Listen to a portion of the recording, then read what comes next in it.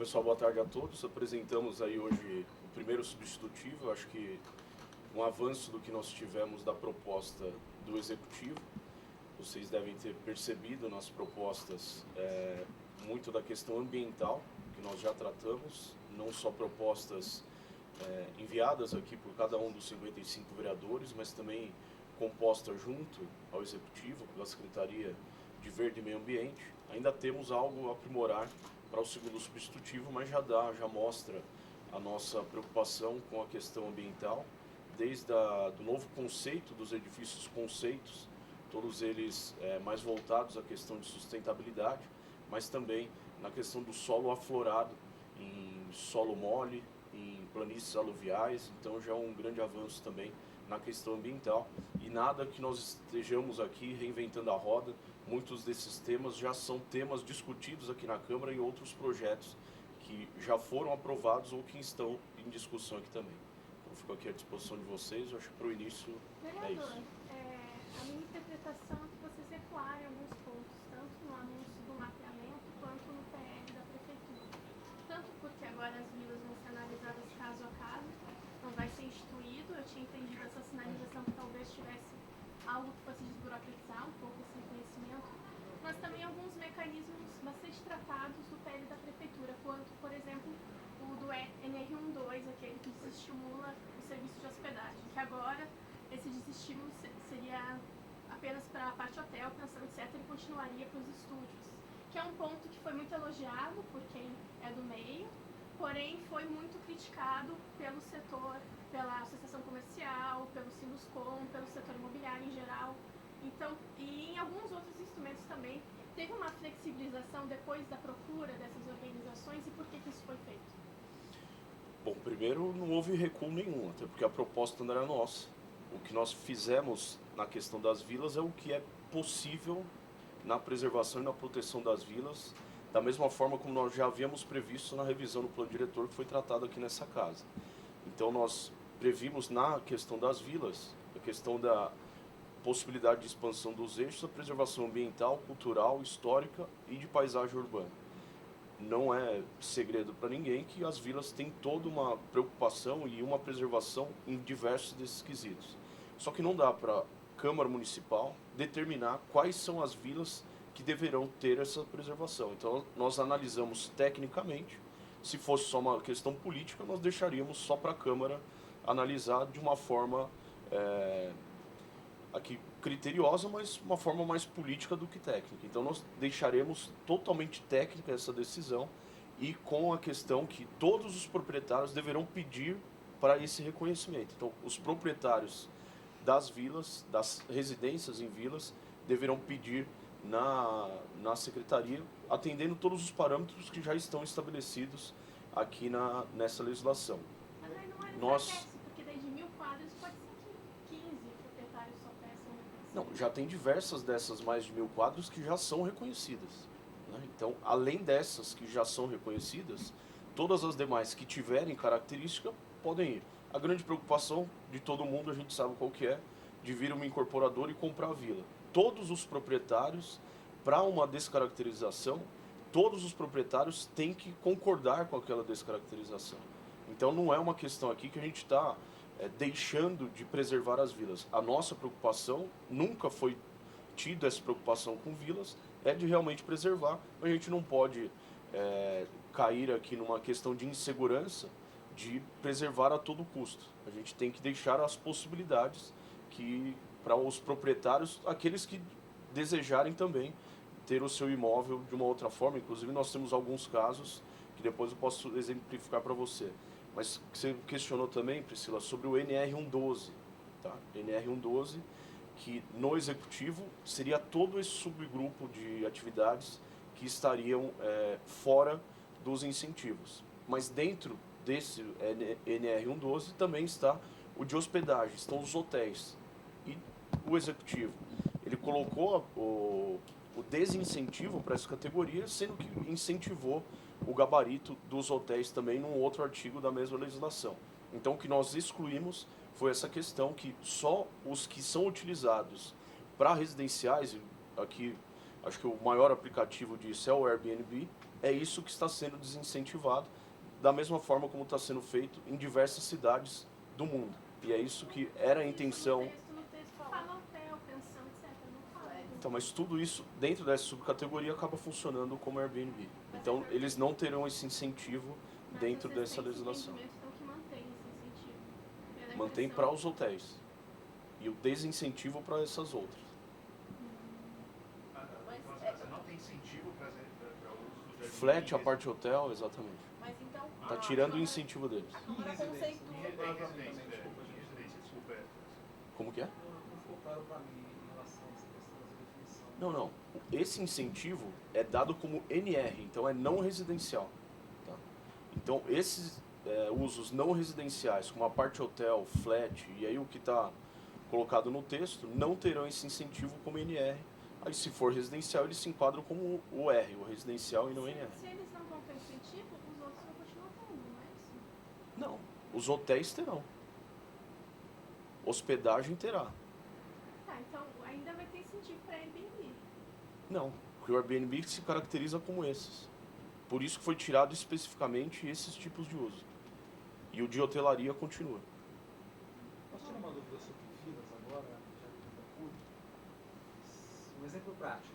Em 10 casas numa vila, chega o incorporador, 8 donos de imóveis querem vender suas casas para abrir mão da casa para virar um empreendimento imobiliário. E 2 querem continuar ali. O que acontece nesse caso? A vila continua. Ela não será descaracterizada, a não ser que 100% dos proprietários estejam de acordo com a descaracterização. É isso que está no texto da lei hoje. Por outro lado, desculpa, em relação à questão do entorno.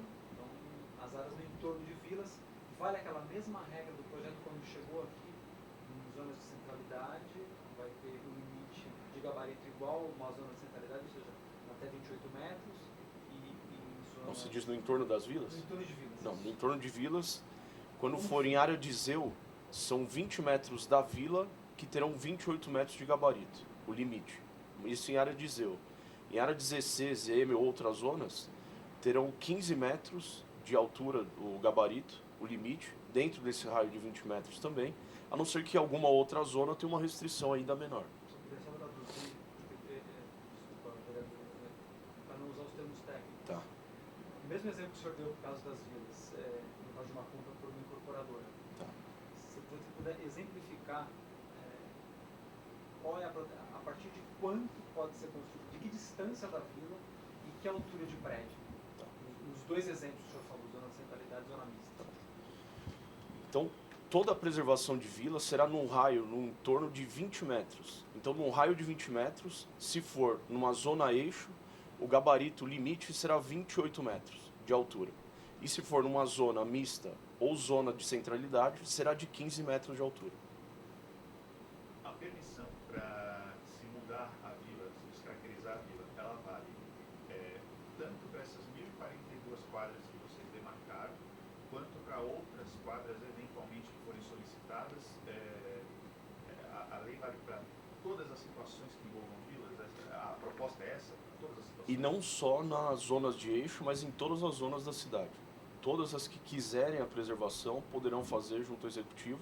E aí nós vamos trabalhar junto com o executivo para fazer qual será esse mecanismo administrativo interno da Secretaria. Todas que quiserem fazer, todas que quiserem reverter a preservação. Exatamente. Todas elas. Exatamente. Eu queria fazer uma pergunta sobre as exclusões dos ZEUs. Eu vi que o mapa continua marcado com a cor laranja e com a legenda de exclusões. Exclusão, né? Bom, vocês não vão nessa etapa ainda dizer qual vai ser o zoneamento dessas exclusões? Vai ser durante a discussão até a primeira votação? Como é que vai ser isso? Isso. Será até... Mas alguns a gente já, como já existe inclusive no texto da lei, já tem algumas características que deverão ser atendidas para determinado zoneamento. Então, é o zoneamento do lindeiro e o zoneamento do que já existe hoje ali na região. Na sua maioria. Por exemplo, a Grama da Leste tem ZPR, tem ZC e tem zona mista ali. São 3 ali no entorno daquela exclusão Isso. ali. A maioria ali naquele, bem no centro, deve ser zona mista, tá? Ali no entorno da avenida possivelmente seja a zona de centralidade, mas que ainda está sendo avaliado. Então só os primeiros lotes ali da avenida que podem ser zona de O centralidade. gabarito já está 48 metros, né? Que é 48 zona de Agora centralidade. são mais as áreas de exclusão, né? Ou seja, onde não vai poder ter prédios sem limite de altura, mesmo estando em zonas de transporte, de estruturação urbana. Em todos esses casos, o mapa ainda vai ser desenhado, é isso? Sim, todos eles serão determinados os zoneamentos. Então, assim, esse é o primeiro substitutivo que nós já trouxemos, o que foi analisado e trazido até agora. A gente tem discutido ainda com muitos vereadores esse texto. Nós temos ainda as audiências públicas para receber essas colaborações e possivelmente na semana que vem a gente apresente um segundo substitutivo, sendo o cronograma atendido aí da forma que foi anunciado. Teve uma alteraçãozinha envolvendo um pouco essas exclusões, que antes, quando a quadra, metade da quadra tivesse um prédio com um determinado gabarito, as novas edificações poderiam ter. Agora isso mudou para 40%. 40%. Da quadra. Por que Isso. teve essa alteração? Porque agora nem a maioria da quadra vai ser considerada. Agora ficou em 40%, antes era 50%, foi diminuído para 40% para que tenha não só as exclusões, mas também a possibilidade de desenvolvimento onde já tenha um certo adensamento nas quadras da cidade. Mas na Vila Madalena, por exemplo, daí onde já é muito verticalizado, provavelmente várias exclusões se encaixam nisso, né? Eu acredito que não. O que tem de desenvolvimento lá já aconteceu e tem os protocolos, então não é uma questão que aí a gente devia pegar o relator anterior aqui para perguntar para ele o que aconteceu, mas ainda não é culpa nossa. Hoje a legislação, quando tem uma quadra com 50% dos gabaritos já alcançados numa quadra, os demais 50% podem edificar. E agora nós determinamos aqui nessa proposta de que com 40% essa quadra já pode ter o mesmo desenvolvimento de gabarito. Ou seja, se 40% da quadra tiver prédios altos, para trocar o prédios altos por gabaritos, tiver prédios altos com mais de 20 andares, se 40% já estiver assim, novas edificações, novos empreendimentos podem seguir o mesmo padrão de altura? O mesmo padrão de altura que esteja na quadra. Na Avenida José do Matoso e Rebouças, o que foi alterado foi só o coeficiente de aproveitamento. Não, o coeficiente não foi alterado. O que nós alteramos foi o gabarito e o enquadramento de Zecor. Passou de uma Zecor 2 para Zecor 3. Não, mas é escrito coeficiente de aproveitamento máximo. Também poderá ser majorado em até 50%. Não, então tem um erro aí. É o gabarito e na verdade tem que ser proporcional ao recuo também. Então isso vai ser uma conta que vai ter que ser feita. Quando majorar o gabarito, você majora os demais parâmetros urbanísticos proporcionalmente. Tanto o recuo de fundo, como já está na proposta do Executivo, como os demais parâmetros também. Então, conforme aumenta o gabarito, você aumenta os demais parâmetros. Eu vou assistir na Z4 3 então, porque é esse trecho. Como é isso? justamente que Você ela tá entendeu? lendo. Que fala que o coeficiente de Então, se você aumenta 20% Não, mas o gabarito. Então tá errado. Deve estar errado, eu não lembro como é que está no texto aí. Tá. Você quer? Na Zecor, são as contidas na Zecor 3, com frente à Rua Zé do Matoso e os que fazem frente à Avenida Rebouças, além do benefício estabelecido no caput, o coeficiente de aproveitamento máximo também poderá ser majorado em até 50%. Estabelecido Sim, no proporcional. Código 3. É isso. É o proporcional que eu expliquei. Então, o que você ganha de gabarito, você pode aumentar no... Ok. Mas não só nos parâmetros, vamos dizer assim, de aumento, mas também as outras obrigações. Então, igual o recuo. O recuo que você aumenta de gabarito, você tem que aumentar o recuo também. Mas não tem alteração nenhuma. Os usos tem, mas é o uso de Zecor 3. Isso. Pode explicar um pouco, vereador, como é que é esse uso da Z4 3? Se você puder explicar como é que vai ficar a Rebouças, a gente compreendeu aqui, mas para a pessoa que é ali, como que é a Rebouças hoje, naquele trecho específico lá do INPA, entre a Estados Unidos e a Brasileira, como é hoje, como vai ficar do ponto de vista de altura de edifícios e de tipos de comércios que podem ter ali, por favor. Então, hoje na Rebouças nós temos diversas residências ali que hoje estão em Zecor 2 e que não há nenhum tipo de atividade que consiga se colocar ali. Então nós, depois de uma discussão aqui entre os vereadores, diversas exposições também na audiência pública, a ideia é que nós tenhamos uma Zecor 3, que é uma Zecor mais permissiva com algumas atividades comerciais, e além disso nós demos a possibilidade também, que já havia previsão em lei, de majorar o gabarito. e além do gabarito, os coeficientes proporcionalmente também, além das obrigações. O que você majorar de gabarito, você terá que majorar também nas obrigações de recuos, tanto os de fundo como os outros recuos também, e as outras obrigações que são determinadas na lei. Se eu puder traduzir isso, quanto maior a altura de prédio, é isso. Quanto maior a altura, menor a taxa de ocupação, aumenta o recuo, só que você pode aumentar o coeficiente de aproveitamento. Então, assim, as obrigações que, vamos dizer assim, sejam desfavoráveis, da mesma forma que você aumenta a favorável, você aumenta as desfavoráveis também. Em relação aos usos, tem algum exemplo de que não pode hoje poderá? Putz, agora de cabeça, me desculpa, Quais são os mas usos de exemplo? tá no decreto lá de 16. Tem uma regrinha também ali, tinha uma regrinha ali que mesmo a própria Zecora 2 não funcionava plenamente nos jardins. Vocês estão derrubando isso nessa... A gente não entrou nessa discussão ainda, tem sido discutido por outros fatores essa questão dos tombamentos, mas a gente ainda não encontrou um termo para se utilizar na legislação. Tá? Então não é só o caso da Rebouças, eu recebi aqui a AME Jardins e a própria AME, os representantes que estiveram aqui, falaram que naquele trecho ali a própria entidade tem pedido uma alteração no tombamento no Condefat, exatamente para melhorar o aspecto que aquele lado ímpar da Rebouças está. Então o próprio bairro, ZER, a própria associação representativa, me disse aqui numa reunião que está buscando uma nova característica para aquela região. Vereador, eu vou ler de novo o inciso, vou insistir nisso porque está assim, ó. Para as edificações com previsão de uso residencial em conjunto com as atividades flat, a parte hotéis, pensionatos ou pensões, o subgrupo atividades NR112, não configura uso misto para fins de obtenção dos benefícios da lei de zoneamento. Ou seja, flat, a parte hotel, pensionato e pensão. Não tem aqui serviço de Airbnb. Não, mas eles se configuram aí dentro. O Airbnb não está na categoria de uso. Não, mas O Airbnb se caracteriza como essas atividades, entendeu? Mas então, E diferente disso é o hotel. O hotel, sim, ele é não residencial. mas por isso tá Esses escrito aí não. configura uso misto. Então, o que Então. não está listado continua configurando uso misto. Então, o que está listado é o hotel. O que não está listado é o hotel. Isso é o que Não tá tem a listado. categoria Airbnb. É isso que eu estou falando. Eles se enquadram nessas categorias de atividade.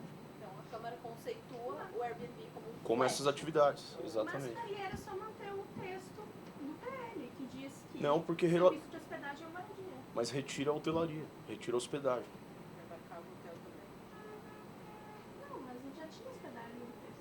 Então, mas é isso. A gente continua incentivando a hotelaria.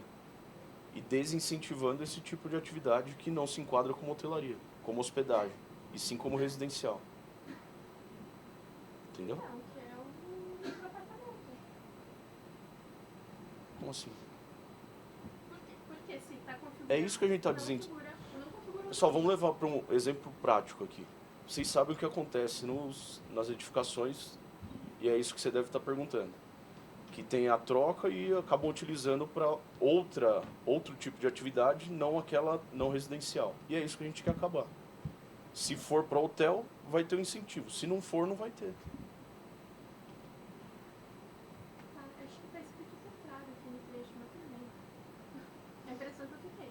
Mas beleza, pode voltar mais Oficialmente, o que o senhor está dizendo para a gente é que vocês estão mantendo a ideia de restringir o uso de imóvel residencial para Airbnb, ou de dar incentivo para o uso residencial para Airbnb. Esse é o ponto.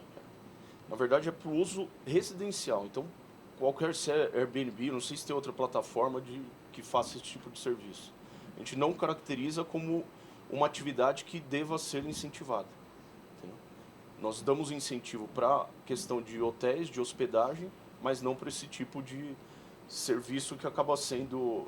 eles podem se instalar, mas desde que seja caracterizado na sua atividade e aí sem o tipo de incentivo que é o que determina esse artigo da lei. O que de toda maneira não impede o que já acontece hoje, né? De repente o empreendimento imobiliário subir com a possibilidade de ser para moradia temporária. Então, mas sendo fiscalizado e se ele utilizou do benefício, com certeza será penalizado a partir da implementação da lei. Focaram para mim agora, vai ficar proibido em novas edificações? Sim, é proibido. Essa que é a ideia. Caso use o incentivo. Caso use incentivo. É igual eu falei, ele pode se colocar num outro em qualquer tipo de empreendimento, mas desde que ele não tenha utilizado o incentivo. Mas ele não vai ter um incentivo. Se ele não quiser o incentivo, Uhum. esse incentivo é basicamente o quê? Ele tem possibilidade de construir. Ok. Mas nada o impede, independentemente de incentivos, de fazer uma moradia de temporária de aplicativo de todo jeito. Então, se como ele pagar acontece para hoje. fazer, ele pode. Desde que ele pague para isso. Exatamente. Ah, Outorga legal. onerosa, que vai para o Fundurb e aí todo aquele uso do Fundurb. Mas o que está sendo feito é desincentivar Desincentivo. esse tipo de empreendimento. Na verdade, não é desincentivo. É não incentivar, não utilizar do incentivo que, na verdade, todo mundo aqui paga para eles se instalarem sem pagar, entendeu? Uma última pergunta, professor, desculpa, de minha parte, acho que é essa. Há uma discussão sobre essa questão de regularização fundiária. Então, imóveis estabelecidos, ou bairros ou quadras, em zonas de proteção ambiental, hoje podem ser convertidas em outro tipo de zoneamento para regularização fundiária. Isso já está no texto ou está sendo discutido para colocar no texto final? Está sendo discutido diversas áreas da cidade, não só para a questão de instalação de novas zonas na cidade, como o ZEPAM, né, Zona de Preservação Ambiental, mas também a possibilidade de regularização fundiária, não só em ZEPAM, mas uma delas tem sido a ZEPAM, e isso está sendo analisado pelos órgãos técnicos do Executivo. Então, com o sinal positivo da Secretaria do Verde e Meio Ambiente, de um trabalho integrado também com a Secretaria de Habitação, se for apontado que há necessidade e possibilidade de se fazer, isso será feito aqui na legislação, seja determinando como os ex algumas áreas, ou qualquer outro tipo de apontamento que essa Secretaria Técnica fizer aqui pra gente. Vereador, na fachada típica teve uma alteração também em relação agora, pode ser uma testada se tiver 25% do total. Sim. Não é também um enfraquecimento da fachada típica, que é um instrumento tão incentivado, também tem muito incentivo? Vou te dar um exemplo da rua Pedro Ortiz na Vila da... Eu gosto de dar exemplo prático, então depois eu quero dar um divino, inclusive. Rua Pedro Ortiz na Vila Madalena. É uma rua sem saída, que tem um empreendimento em área de Zeu, saindo, e é obrigatório fazer a fachada ativa para a rua sem saída. Então é isso que a gente está tirando. Não é que a lei não pode também restringir dessa forma, desde que use da forma como nós iremos estabelecer na legislação o seu uso da fachada ativa, a gente tem que trabalhar também com essas dificuldades que tem. Numa rua íngreme, por exemplo, você não consegue instalar a fachada ativa. Então, numa rua sem saída, ou alguns outros exemplos que a gente pode ter na cidade toda. Vale a pena visitar essa rua aí, viu? Vocês que gostam de andar. É um comércio embaixo do prédio, certo? Isso. Traduzindo isso, por que não poderia, no caso desse? Porque numa rua sem saída já tem característica de uma zona residencial, né? E possivelmente a rua Pedro Ortiz será caracterizada como uma ZPR, predominantemente residencial, e tem lá uma fachada ativa que ninguém sabe o uso que será feito daquela fachada ativa. Então, se for um uso compatível, tudo bem, mas possivelmente não seja, ou não tenha uma atividade ali, ou instalada ou bem instalada ali nessa localidade. Vereador, também mudou a regra da vaga para NR, para não residencial, né? Que é uma demanda, por exemplo, dos comércios. Agora seria uma vaga a cada 60 metros e não mais a cada 70 metros. Ou seja, poderia ter, né, comércios menores ou um empreendimento NR poderia ter um pouco mais de comércio de estacionamento que tem hoje. Que é uma regra diferente da do plano diretor que acabou de mudar. Por que foi atendido isso agora se a ideia é desestimular estacionamento? Não, a ideia é que nós possamos compatibilizar isso com a legislação do plano diretor. E pelo que eu entendi, pelo que nós produzimos, é essa a ideia, de compatibilizar. Então, eu acredito que a regra não esteja diferente do plano. Depois, se puder conferir, eu vou conferir aqui também. Estou anotando, mas é uma compatibilização. Fechou? Dá uma olhadinha lá depois e me fala. Só dar o exemplo da vila. Vocês acompanharam o pedido de tombamento do quadriláteros Vila do Sol, né? O famoso, inclusive. O testemunho vocês já devem ter entrevistado, a Priscila eu sei que sim. Tem uma vila do lado que elas foram lá pedir para o pessoal apoiar o tombamento. Elas tiveram que sair correndo da vila, porque o pessoal não quer. Então é isso, só para a gente entender que não dá também para a gente tratar todos da mesma forma. Tem alguns que querem, que veem a sua necessidade e até característica para essa preservação, Mas tem proprietários, se 100% não quiserem, aí não é o poder público que vai lá obrigar, né, ou determinar que deve ser desse jeito. Então, por isso que tem essa possibilidade. Mas a ideia central é que a gente preserve. Muito grande de Perus aqui para acompanhar. Eu não entendi exatamente se eles estão pedindo ali a instalação de zonas que permitam, acho que, um maior adensamento comercial, enfim, SEGESP. Se isso foi contemplado já nessa versão do plano, se vai dar revisão, se vai ser, ou se é possível, queria que você explicasse o que exatamente eles querem e o que é possível fazer, pelo menos discutir. Não especificamente, hoje que eu vi esse movimento, e vocês acompanharam também, com algumas faixas trazendo essa questão do CEAGESP. Eu não sei se o projeto ainda está de pé para a mudança do CEAGESP para aquela região, mas o que nós vimos na audiência pública, lá em Perus, nós tivemos praticamente 90% dos apontamentos, as sugestões, demandas, eram apelos para maior concentração de emprego e renda ali na região, inclusive com implementação de ZPIs ou de ZDS, que é Desenvolvimento Econômico. Então a gente vê o apelo da população e eu acredito que não teve nenhum pedido lá de habitação. Então é uma região muito adensada, mas que falta oportunidade de emprego e renda ali naquela região.